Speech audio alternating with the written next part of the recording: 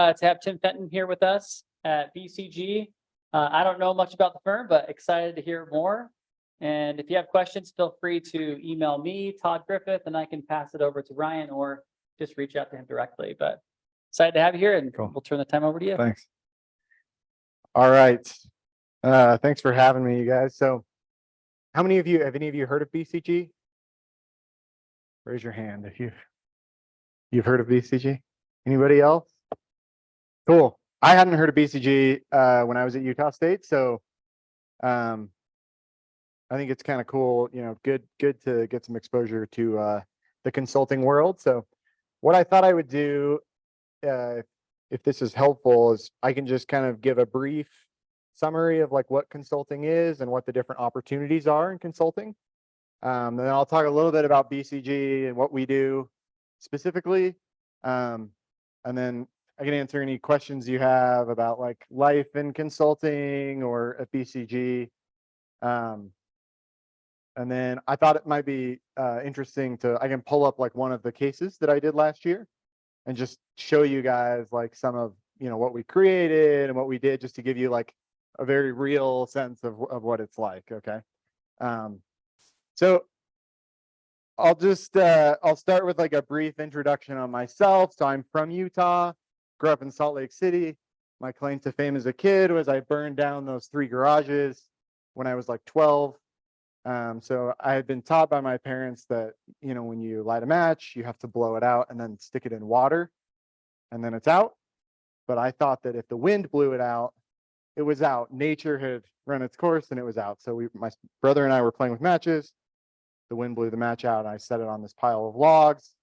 Turns out nature hadn't blown it out entirely. And like 3 days later, we had a giant fire, which was like probably the greatest day of my life, like seeing that fire. But then I spent 2 years in West Virginia as a missionary for my church, and then came to Utah State for 4 years. I met my wife at a football game. We both hate football, so it was like kind of strange that we were both at this football game. But I met her like shortly before I graduated. Moved back to Salt Lake City. I worked at Goldman Sachs. There's most of you probably know, a giant office for Goldman in Salt Lake City. So I worked there for 4 years. Then I earned my MBA at the University of Chicago. So we moved to Chicago for 2 years and froze there instead of Logan. And then now I work at BCG in Dallas, and I've been at BCG for like 2.5 years. All right, just kind of briefly an overview of consulting. So consulting, it's kind of a weird industry or like weird field because there's a lot of different kinds of consulting. So it can mean like a million different things. A lot of folks, when they say they do consulting, it's like, they worked as a product manager or like in some role for their career. And now they're just like basically doing it part-time for a small startup or for a company, just kind of more like in an advisory role. And then there's this type of consulting, which is more like a dedicated consulting firm. And the firm will come in and define like a business problem that the business has, gather information. They have best practices where they've like solved a similar problem at other companies and bring those best practices, kind of apply it to the specific issue that the business is facing and have a recommendation on what the business should do. So for a long time, that was kind of the scope of consulting. And then I would say over like the last 15 to 20 years, it's pushed a lot more to where consulting firms now have to like actually drive the implementation of the solution and like sort of see it through. And oftentimes like 2 different consulting firms will do those different pieces. So one consulting firm will be hired to scope out the work and like do the sort of strategic work up front.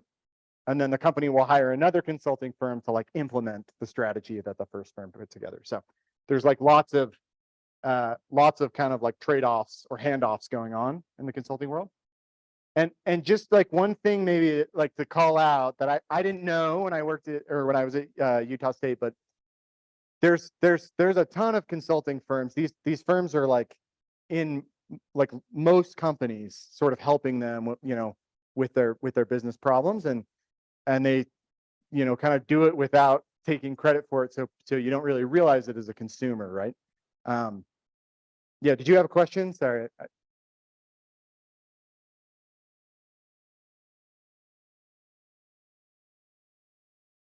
Yeah.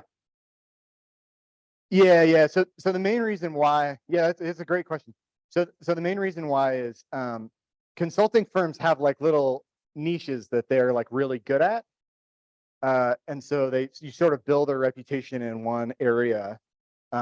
And then companies will know them for that. And so then they'll hire them to solve that specific problem. So I would say that's one piece of it. The other is there's actually like a pretty wide range of cost for consulting firms based on sort of like the expertise that they bring. And implementation tends to be quite a bit cheaper than like the sort of scoping upfront. And so they'll hire like a more expensive firm for like 12 weeks to kind of like get to the answer. And then they'll hire a cheaper firm to execute it over like 2 or 3 years that they wouldn't be able to afford. Yeah. So cool. Any other broad consulting questions? I can talk a little bit about BCG. There's like kind of, I would say like 3 tiers in consulting. So there's 3 large like strategy firms. This is like the MBB, if anybody has heard of that. So it would be McKinsey and Company is one, Bain and Company is another, and then BCG is the third. Those are like the 3 kind of large strategy consulting firms. And then every accounting firm, like the 4 major accounting firms, they all have a large consulting, really large like consulting business as well. So there's like Deloitte Consulting, and they acquired Monitor Group, and then PwC has, like, each of them have one. If you all have ever heard of Accenture used to be Arthur Andersen's consulting arm before Arthur Andersen kind of blew up. And then there's like smaller, very focused like consulting firms for like specific kind of, industry problems they solve. Cool. I'll show you a little about BCG, just so you can kind of get a sense. So BCG was founded in 1963. This is kind of when consulting was really starting to get like popular, and it's just grown like explosively. It's just grown ever since. So BCG is pretty big, 25,000 employees. I don't know, there's a ton of stats on here. I don't know if any of them are really that helpful. There's a lot of offices. So like BCG, these firms don't really have like headquarters. They just have like tons of offices that all sort of operate as like independent consulting firms.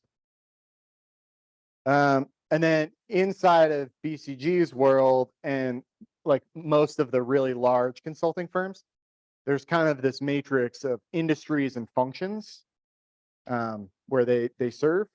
And then you can see I've highlighted kind of the 2 where I work. So mostly in like the consumer space, and then I do a ton of like people and org work. So a lot of the questions going on in people and org is like, how do we hire and retain good talent without paying tons of money and like the rising wages, right? Another is like, now with, as I'm sure you all are aware, right? Like with the rising interest rates and like the pressure on the macro economy, firms are trying to cut costs, and a huge cost lever is their personnel costs, right? So it's like, how do we sort of like cut personnel expense while also investing in the parts of our business that we want to grow over the next 5 to 10 years? Lots of like org resilience type work. There's also lots of, so there's tons of like digitization, right? Where like these 100-year-old companies are saying like, we need to kind of digitize and revamp the whole way we do business. And that requires like massive upskilling process of like their existing employees. So we help them with like all of that work. I should have just jumped. So this kind of goes through like some of the questions, right? How do we grow while being socially responsible? Provide better products and services, prepare for the digital future. Lots of questions around innovation. Lots of kind of competitor, if you all like are familiar with Porter's 5 forces, like how to position yourself for growth without spending like an insane amount of money. That's like what every company's trying to do, right? So just a little bit about like what life in consulting is like. So this is, I think, specific to BCG, but it's true across all consulting firms. So one of the things about the job is it's like highly ambiguous. Oftentimes we're like solving problems that the company, the company's executive team or leadership team hasn't been able to solve. And so there's not like a well-defined playbook of like, oh, this is how you answer this question. It's usually like some interesting, mix of factors that have come together that have made it really complex and kind of hard to answer. And this is why, when you're recruiting, we can talk about recruiting a little bit, but when you're recruiting for consulting, they have you do like these case interviews, which is basically just like a fake business. And you kind of talk through how you would help them. And it's just to kind of flex that muscle of like, how do you take something that's super ambiguous and bring some structure to it so that you can start solving it. They have the virtual collaboration. I don't think that's that important. What else?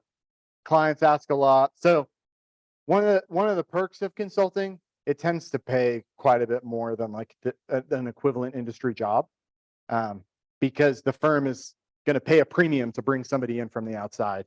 The flip side of that is like the consulting fees are expensive, and so they have really high expectations. So it's definitely like a client service type role, where you have to, the product that we're delivering has to be, very, very well put together, very well thought through, kind of, there's nothing half baked in consulting. I think that's kind of true across the board. Not all skills come naturally to everyone. So this is another thing that's kind of interesting about consulting, both I think really cool and also like really annoying sometimes. So there's a wide variety of skills that are needed.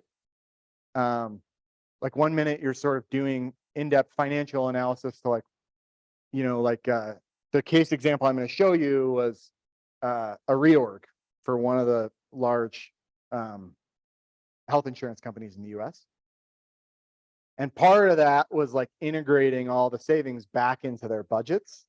And so we like help them with that. It's like, building Excel models to kind of help integrate all of that back into their P&Ls.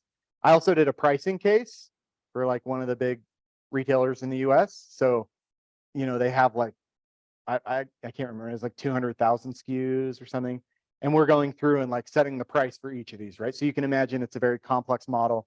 So you have to be able to flex sort of these quantitative skills really well, but then also tell a story really well to sort of convince that person in HR who's like, has strong opinions that are different than, the team that you're working with or whatever, right? And be able to, lead meetings with really senior people. There's kind of lots of different skills that you're flexing at a time. So that it's helpful. Like you sort of learn a lot of different skills in the consulting toolkit, but it's also it can be stressful sometimes, because there's like lots of different things. It's definitely hard work. So the expectation, I would say, kind of in the industry is like you're working harder than would be, in industry. And there's a decent amount of travel. Like we'll travel to the client's office, which often is like in a different city. So before COVID, it was like the expectation was like you were traveling on site every week. Now it kind of depends on the client and what their expectations are. Some of them you're traveling every week. Some you travel every other week. Sometimes it's like once a month. But there is like a decent amount of travel, which again can be like a perk, pro and a con, kind of depending on what you're looking for out of your career. But any other questions about like pros or cons of consulting? Yeah.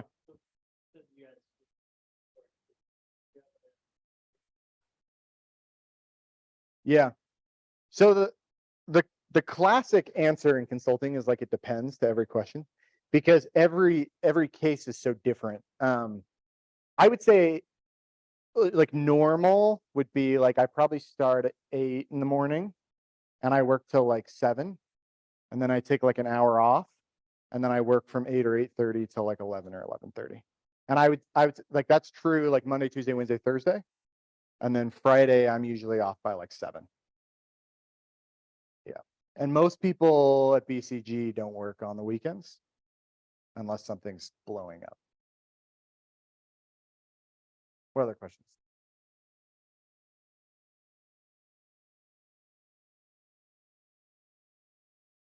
Sure.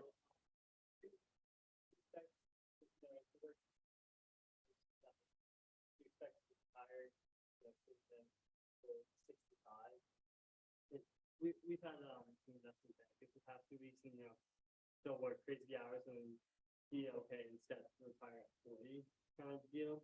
But where you Sure. expect your career to end kind of deal. Yeah. Hopefully before I'm 65. So I would say two things. So one is like one of the reasons people are attracted to the consulting industry is you can accelerate your career a lot faster in consulting typically than in industry, just because you have exposure to really senior people. So like every single one of my cases for the last 2.5 years, I've been working with the executive leadership team, and almost every case, maybe except for 2, have been a Fortune 500 company. So it's lots of like very senior exposure, and you're sort of flexing skills of like building relationships with really senior people, and like you know, engaging with them in like a very productive way. So I would say in the job, you tend to make more, as I said, than you would make in an industry role. And then also you can typically accelerate your career quite a bit faster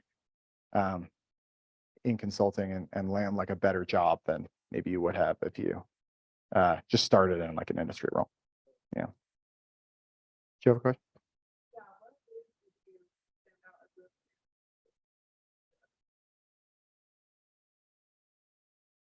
Yeah. So there, so a couple thoughts. So one, BCG is like a strategy consulting firm. So I mentioned this to Professor Whitby when he reached out, but there are a lot of sort of like financial skills. So I majored in finance when I was at Utah State, and I also studied primarily finance and macroeconomics and banking at Chicago Booth. And I use a lot of the finance skills in the job. But it is a strategy consulting firm. So it's not like a banking consulting. There is financial consulting that would be more like, or there's accounting consulting, right? There's like a lot of, like I said, consulting is a massive world. But this is more sort of like the pure play strategic consulting. And I would say differentiating yourself, there's certain skills that are, really helpful in the job. So one is like, if you can do analysis really well and you're really good with numbers, that's like really attractive, because there's always some tracking, right? You have to have some metrics, or like that pricing case, like we were building a model to measure the price elasticity and create different zones across the country of where they can price discriminate based on income, all kinds of different things, right? To try to build a robust pricing model. So that requires a lot of like kind of quantitative rigor. But you also, there's like definitely sort of a softer component to it of like, can you tell a story really well? Can you present yourself really well in front of very senior people, like I was saying, right? Do you have kind of the grit to work hard and kind of keep going when it can be tough. You're typically trying to work through or solve issues that if the client could solve themselves, they would prefer to, because that would be cheaper. So it's hard, it's kind of hard, complex problems that are ambiguous. The solution isn't always like immediately clear, and you have to be willing to sort of like lean into the ambiguity and trust that if you keep going, it will become clear. It's also like, it's definitely like a team, environment, team sport. There's like typically a partner group that has a lot of like experience in the specific like topical area. And then you have like a manager who has experience typically like running the cases and often in the practice area as well. And then you have like a team of 3 or 4 consultants and you're like bouncing ideas off of each other. Like whiteboarding sessions is very, very collaborative. So, yeah. Any other questions? If not, I can keep going, but yeah.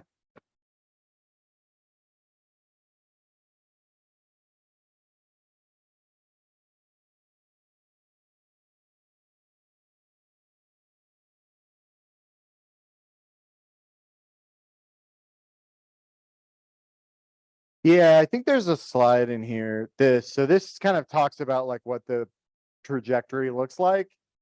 So when you get, if you join a consulting like BCG, out of undergrad, you start as an associate, and then you're after 2 years, each of these sort of like levels is like 2 years.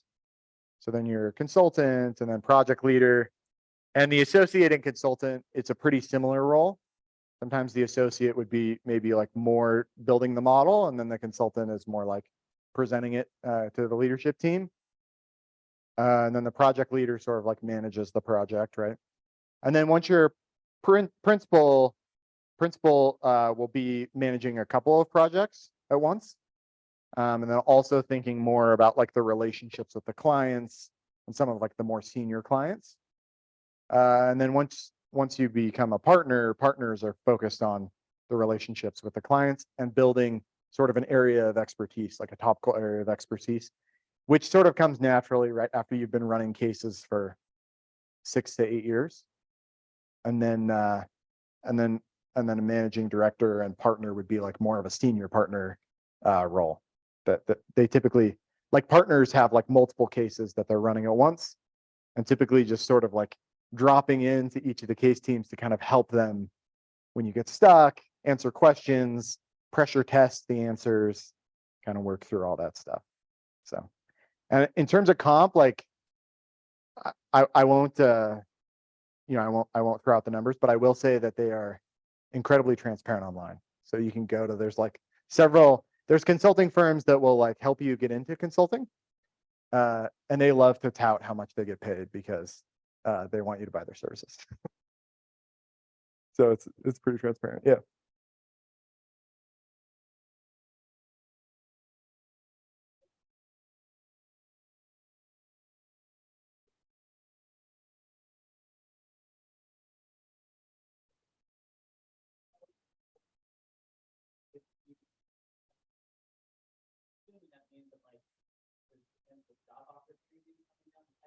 Yeah. 100%.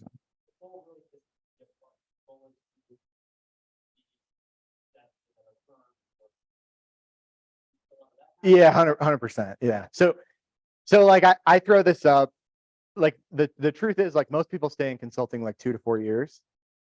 And it's like for that exact reason. Like typically you're working right with management teams, and then you find one that you really like and you get behind a vision that's really exciting and they need somebody and you already have a really good working relationship, and so then they like pull you in for that. So my very first manager, or I guess I interned, and then when I came back first full time, the first case I did was that pricing case, and my project leader, he stayed at BCG for another year, and he had done like several pricing cases, and now he runs all the pricing at Cole Haan. So he left, went to Cole Haan, and was like, I want to price shoes for the rest of my life. So it's like stuff like that, right? Where it's like you build an area of expertise. One thing that's kind of cool about consulting is you can try a lot of stuff. So like I tried the pricing case. I like pricing theory. I like economics, right? So I thought it would be really cool. I enjoyed it, but it's not something I want to like do for a living. So then I moved on to something else. So you can kind of like bounce around industry. I've done due diligence, all kinds of like lots of consumer work before I sort of land. I've done healthcare work. So you can kind of bounce around and find stuff, try different stuff. Once you find something you like, then you can get 2 or 3 reps in, and then you start looking really attractive to the clients. Yeah.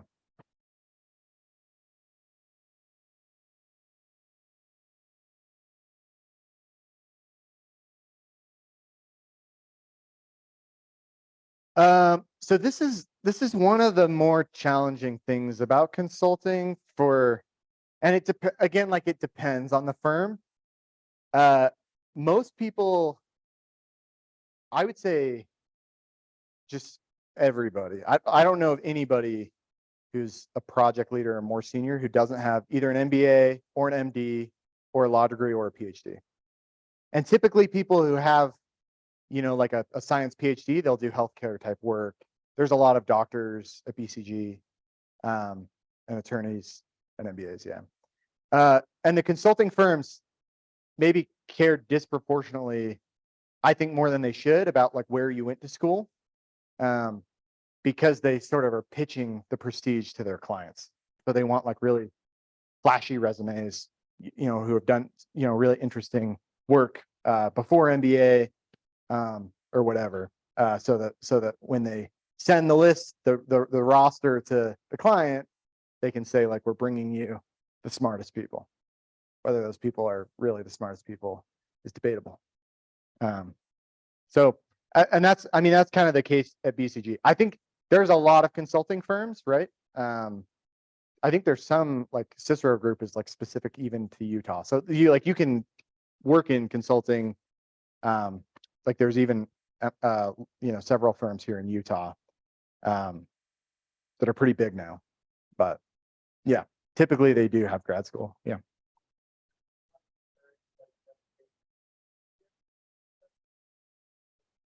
Yeah. Yeah. 100%. Yeah.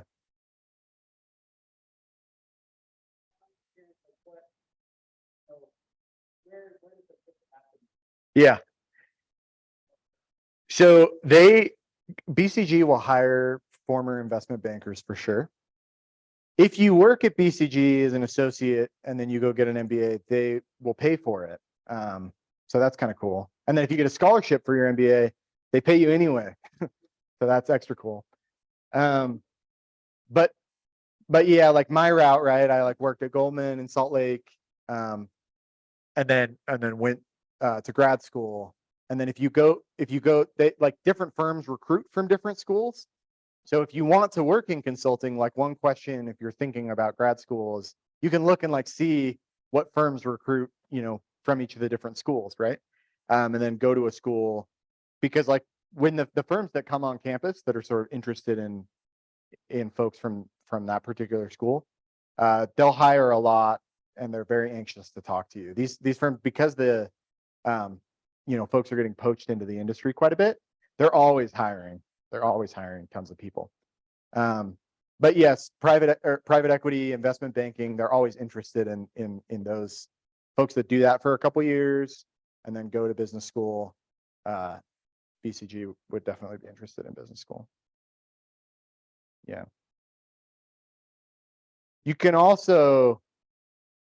lateral hire over, though it's a bit harder. But I've seen that, be done before as well.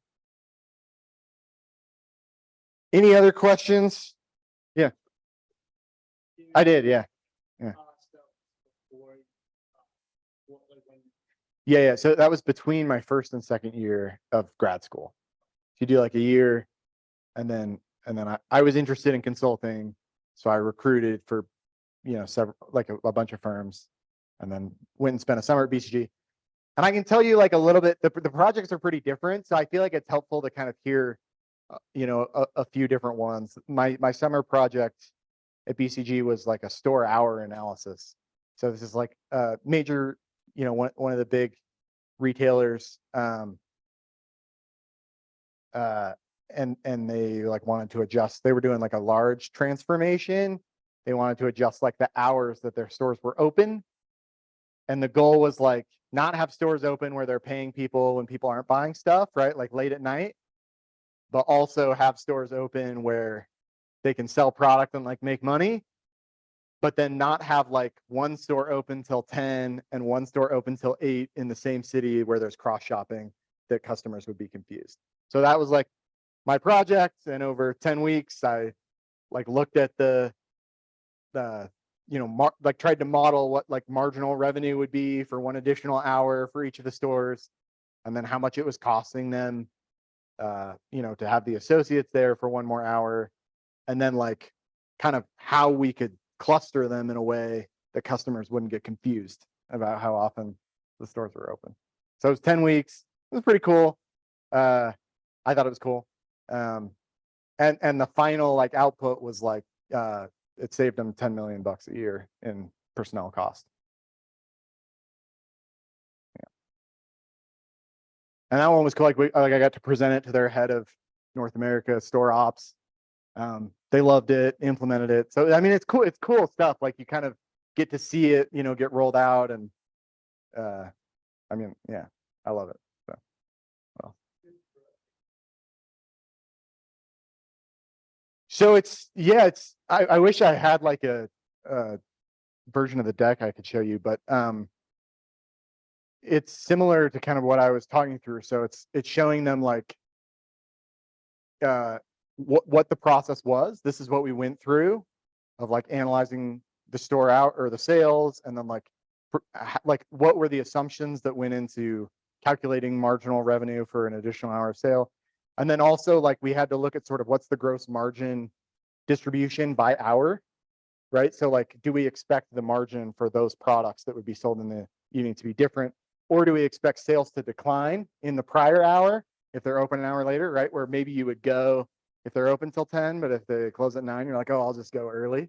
So we would expect some like cannibalization of sales, and like, what are all the assumptions that went into that? How did we model sort of the cost? How are we thinking about the clustering? Like it's making a lot, like consultants make a lot of slides. So it's a lot of like putting all that information on slides and then meeting with the head of North American store ops and presenting it. And then he asked me a bunch of questions. He was like, what about this? Did you think about this? Have you talked to this person? And I have to go talk to that person and be like, hey, I'm putting this together. What am I not thinking about? He brought up a couple things. Then I go do some more analysis, and then you bring it back. It's that process. This was pretty short. I mean, it was only 10 weeks and it was very well defined scope. Yeah, I would say in practice, like most of the questions are a little bit more broad, and there's like a lot more meetings and sort of alignment to get the whole leadership team to come together. But that one was really fun because it was just that one defined problem. How are we doing on time? I have a different example I was going to show you, and I have some slides to just like walk you through that. I thought it might be helpful to see one like come to life. And then any other questions you have. Let me pull this one up. I think.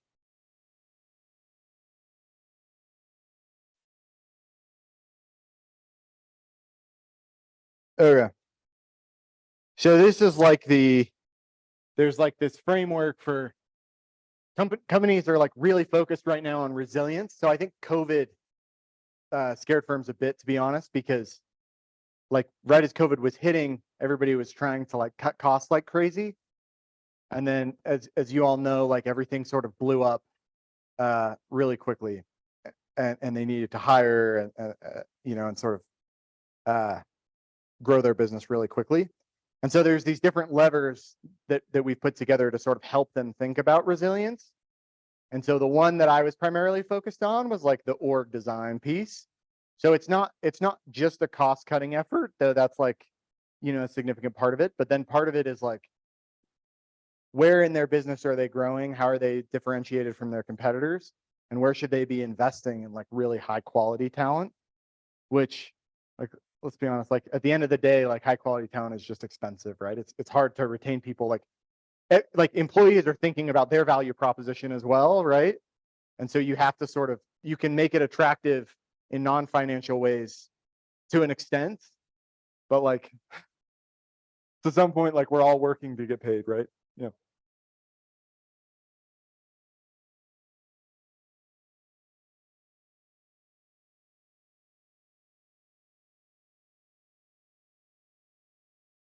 If I were to leave BCG? So yeah, so I get like outreach from firms every week, from like usually via LinkedIn. They'll like find me, they'll do searches on BCG, and then they'll look at what types of projects you do. And like there's like search firms. So like companies will like hire firms to go find them talent. So these search firms like email me all the time, but even like companies, like I got one that I had a call with recently was like Albertsons, for example. My wife wants to move closer to Utah. We're in Texas, right? And they're like Albertsons, the whole executive leadership team changed. They were building out a large strategy team. And so they were interested in like recruiting me for that. So I had a call with like one of the recruiting people. It didn't fit quite what I was looking for, but it's like that kind of stuff. So that's one. And then the other would be, you know, as I mentioned, like you're meeting with the leadership team all the time. I just wrapped up a case. I met with the chief HR officer last night, and I'm meeting with the CEO tomorrow afternoon. It's constant. It's constant, right? And so you build relationships with them. We met with the CEO last week. I flew to the client city to do it, and then we went out to dinner with the CEO and with the CFO, with the whole leadership team. So it's like you're sort of building these relationships. They're trying to grow their business in very strategic ways. So this particular company is very sensitive, not this one, but the one I just finished. They're very sensitive to the macro economy. And so their business is slowing down quite a bit. And so they're feeling a decent amount of pressure from that. And so it's a software company, a pretty big software company. Part of it is like, how do they shift their revenue to like something that's more stable, like subscription-based revenue, instead of what they have now, which is like a revenue share model from their customers, which is why it's so sensitive. And so like that was like the topic of our dinner conversation, and like how they need to like build out this new area of their business differently. And that's going to require hiring new leaders, you know, general managers to run that part of the business. And like, it wouldn't surprise me if they call, you know, the BCG team and say, hey, do you know anybody? I mean, this is like, BCG also has like an internal career services team.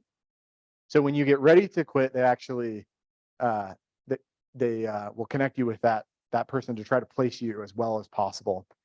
Part of the way these consulting firms generate business is they'll sell work to like former BCG now alumni who work inside their clients, who have a business problem, and then you can like call the firm that you used to work for and bring them in. And so they're really interested in placing their alumni in the best roles possible, because it sort of helps, you know, their reputation, right, from a recruiting perspective, and then also for like selling future work. So this was like a org design. So there were three phases. This went on from like January of last year till November. So it was like a pretty big case, like fairly long for BCG. I'd say our average is like 6 months. So the first set was like establishing what the org design would look like what the timeline looks like, and building out like infrastructure. So they needed like a team that was going to track all the positions to be closed. You guys, like, I'm sure you all heard about, like, you've heard like the layoffs at Google, Facebook, all these, right? So these are all of these large programs are done by consulting firms. The consulting firms will facilitate that. So this is like kind of an example of a similar type initiative. And then like establishing the baseline. So we have to say like, how much does your organization cost today, so that we can track sort of the savings and the metrics of like what the impact is.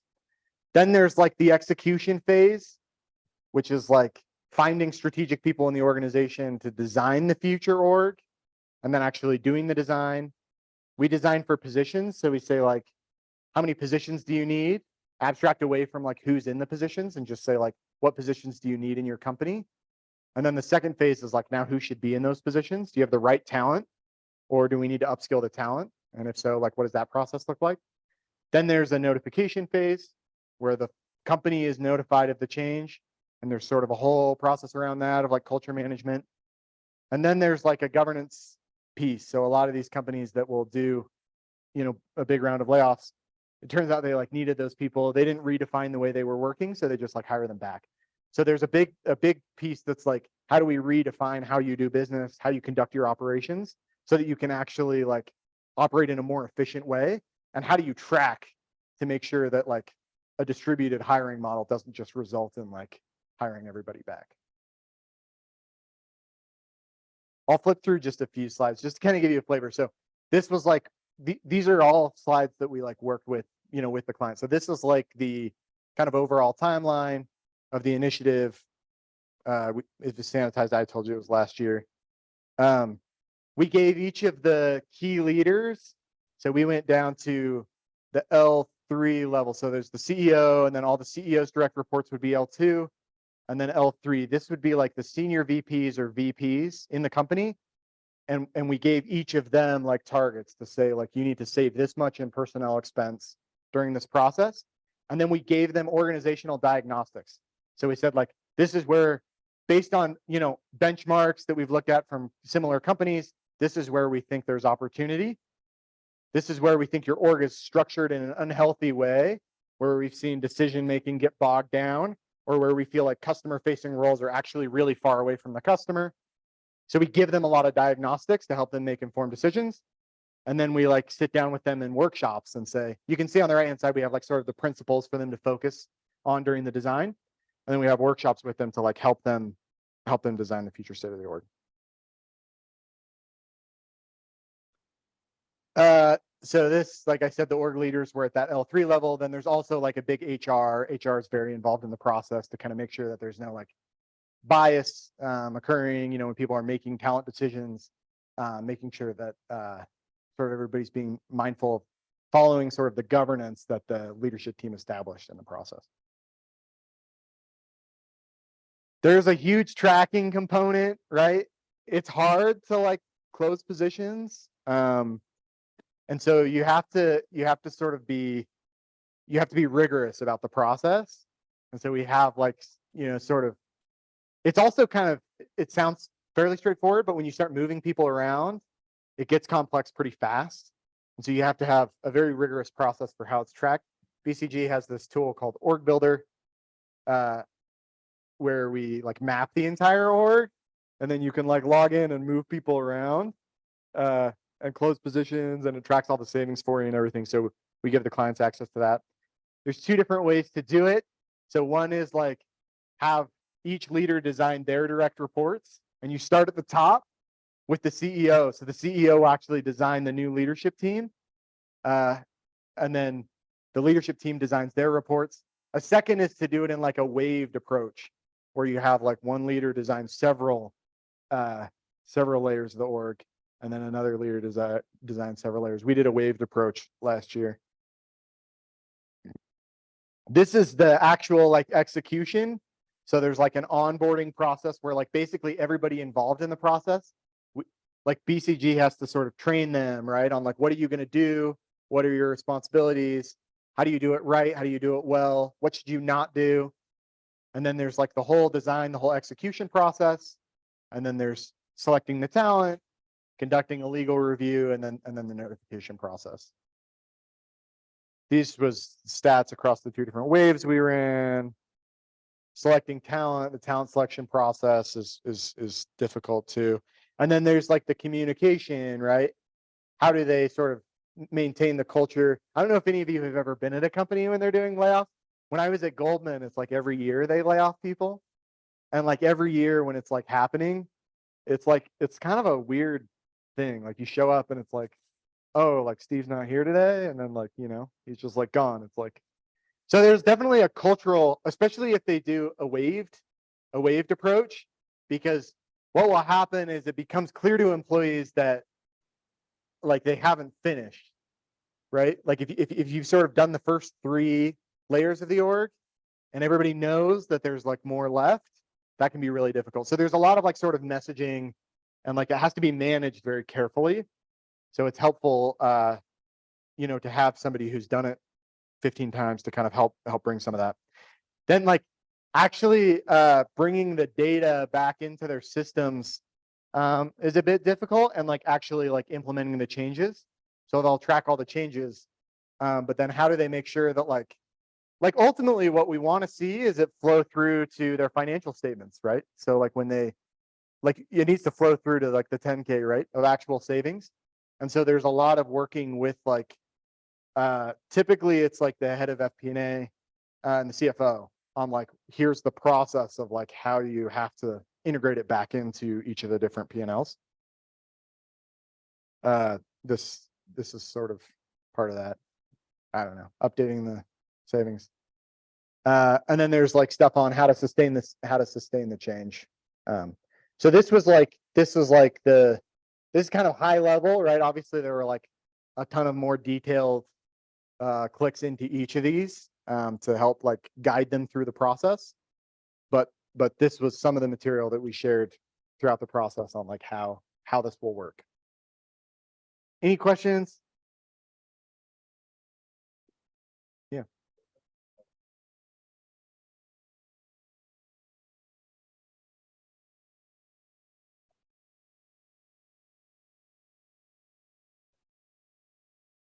Yeah. So I would say the most fulfilling part is I think that like you have pretty significant impact, which is like pretty exciting.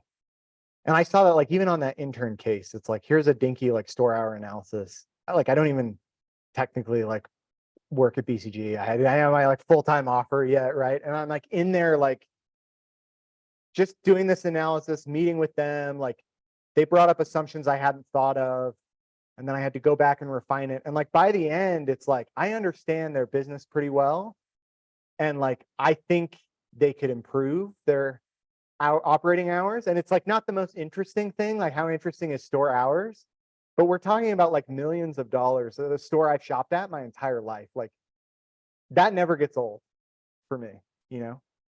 I mean, it can be difficult. Like a lot of what we help them like renegotiate contracts with vendors. A lot like there's a lot of like costs. There's a cost side of it. There's a growth side of it. And I think both of them present their own challenges.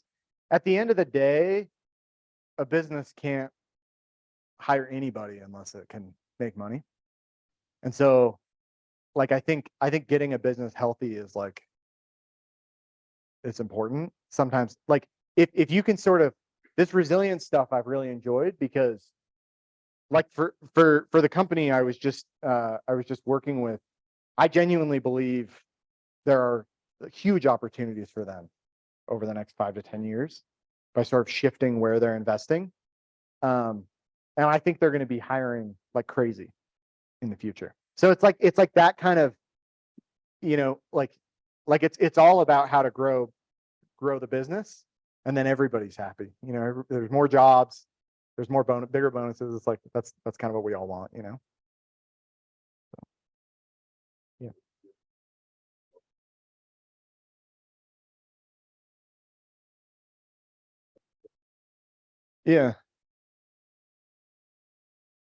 Yeah. Yeah, that's a good question. So I if there's any private equity experts in here, you can correct me. I would say private equity tends to be similar in that they typically have like a opinion about how the business might operate better. But they'll take a stake in the company. So they'll like buy the company or co-invest in the company, and typically have like a time horizon of like, we're going to make these changes and then sell it. They are similar. Like BCG does an insane amount of work for private equity firms.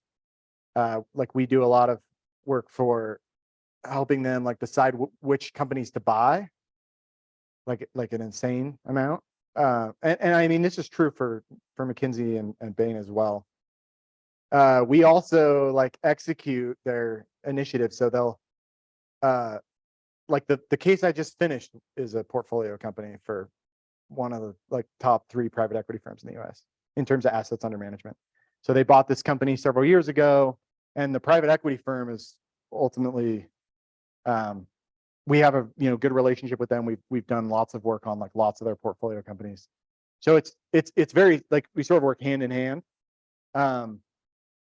We don't take like a position, like a investment equity position in the companies. So consulting typically is like it's a fee-based model, right? Sometimes our fees will be based on a percentage of like the savings. So we'll say like we're going to execute these savings, and maybe we invest up front and we don't charge anything, and then we'll take like 5% of what you save over the next 5 years. That's like getting more common.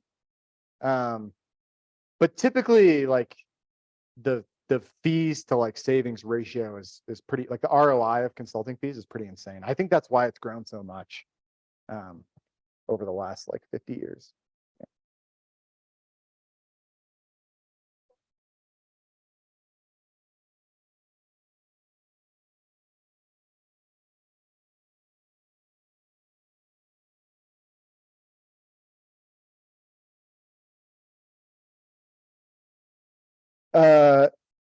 So you do have to live where the office is at BCG.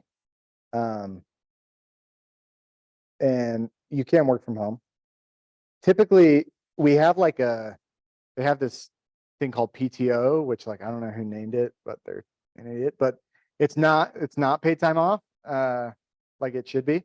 It stands for predictability, teaming, and open communication. And it's like this weekly meeting where the case team comes together and like kind of talks about a few points of friction that tend to come up in casework. And one of them is the co-location model. So everybody will come together and say like, I like to travel like every other week. And then somebody else will be like, I want to travel every week. I'm trying to get hotel points and airline points. And then you sort of like work through that and put together. Oftentimes, like people will travel, sometimes people will go. And then the folks who don't want to travel as much won't go on the weeks where it matters less. And then if there's like a big steerco or a big readout, then they'll go those weeks. It's pretty hard to get out of travel at most consulting firms altogether, just because that client relationship and sort of like being there is pretty important, especially because they can be like challenging. It's challenging work or ambiguous work. And so sometimes that face-to-face really helps. Yeah.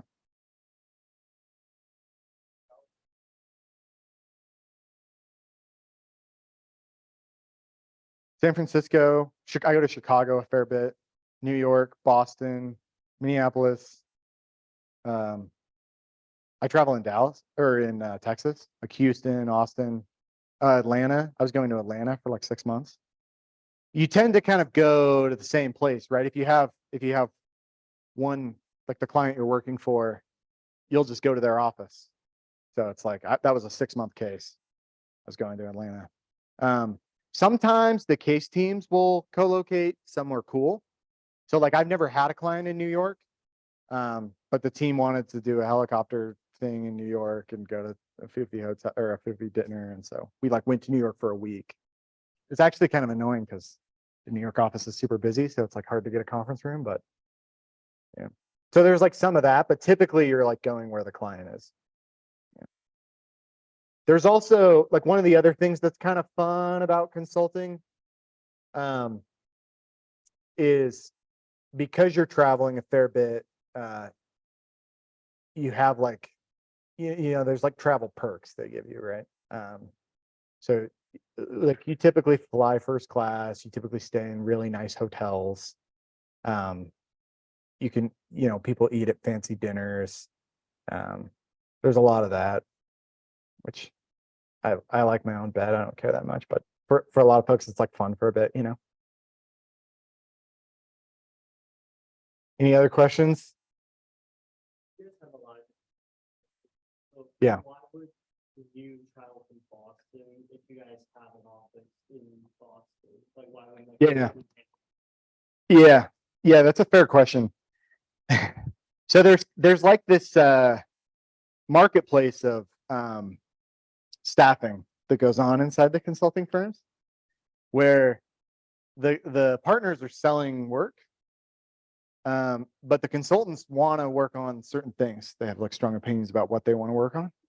And then the timing has to line up, like when the case is sold and then they're going to kick it off. I may really want to do that case, but I'm not finishing my current case for 4 weeks. And so I'm like not eligible, you know? And maybe like I've done a lot of pop work, the people in org work, and now I'm saying, oh, I really want to get into, you know, private equity and private investment, the pipe vertical. So then I would like say I want to like there's like talent managers who sort of try to negotiate this marketplace a bit, but I would say I want to do that kind of work, and then they would look for that kind of case and try to help me get on it. And then I would meet with the partners and kind of talk about the case. What's the scope? Does it sound right to me? Sometimes you'll ask questions then about like how much travel are you expecting there to be? You know, you can kind of get a sense of like whether you think you would like it or not. And it's a little like dating, like they have to like you and you have to like them. And then if that works out, then you like get staffed on the case.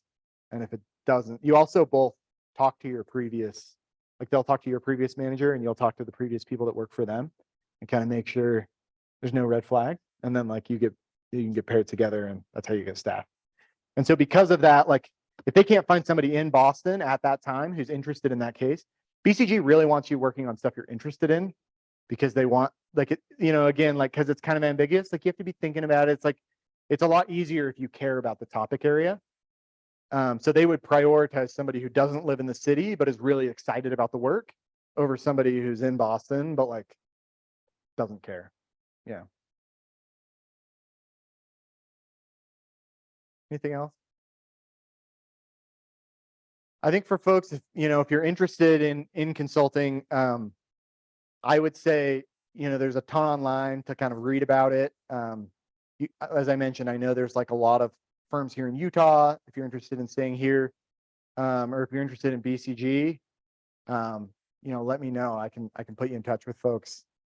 Obviously, you know, I know the most people in Dallas, but since we have like this global model, you know, I work with people all over the country, so I can get you in touch with folks if you're interested in a particular city, just to learn more about it.